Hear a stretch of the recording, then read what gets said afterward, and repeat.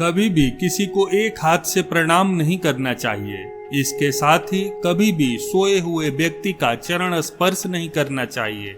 वहीं यह भी याद रखें कि बड़ों को प्रणाम करते समय उनके दाएं पैर पर दाहिने हाथ से और उनके बाएं पैर को बाएं हाथ से छूकर प्रणाम करें।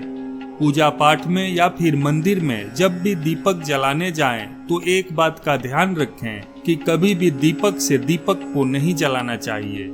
जप करते समय जीभ या होंठ को हिलाना नहीं चाहिए। इसे उपांशु जप कहते हैं। इसका फल 100 गुना प्राप्त होता है। माला जप करते समय दाएं हाथ को कपड़े या गौमुखी से ढककर रखना चाहिए।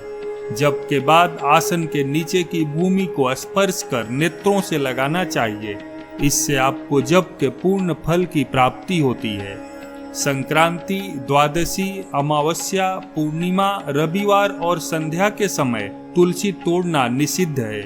इसके अलावा तुलसी के पेड़ को बिना नहाए या फिर किसी प्रकार के अशुद्ध हाथों से नहीं छूना चाहिए। ऐसा करने से दोष लगता है और भगवान विष्णु नाराज होते हैं।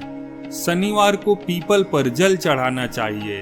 पीपल की 7 बार परिक्रमा करनी चाहिए। मान्यता है कि पीपल के पेड़ में सभी देवी देवताओं का वास होता है और इस कारण परिक्रमा करने से आपके द्वारा सभी पूजित हो जाते हैं।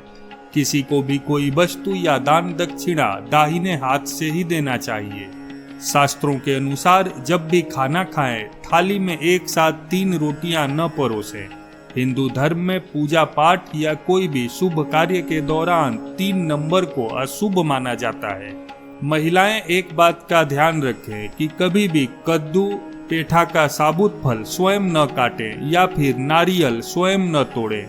शास्त्रों में इसे नियम के विरुद्ध माना गया है। मान्यता है कि ऐसा करने से पुत्र की आयु कम होती है। इसके अलावा भोजन या खाने की अन्य चीजों को कभी लांघना नहीं चाहिए। शास्त्रों के अनुसार इस बात का विशेष ध्यान रखें कि जितनी आवश्यकता है उतना ही भोजन लें। अधिक भोजन लेकर थाली में छोड़ने और उसे कूड़े में फेंकना अन्न का अनादर माना जाता है, जिससे माता अन्नपूर्णा नाराज होती हैं। धार्मिक शास्त्रों के अनुसार खाना खाने के बाद थाली में कभी भी हाथ नहीं धोना चाहिए।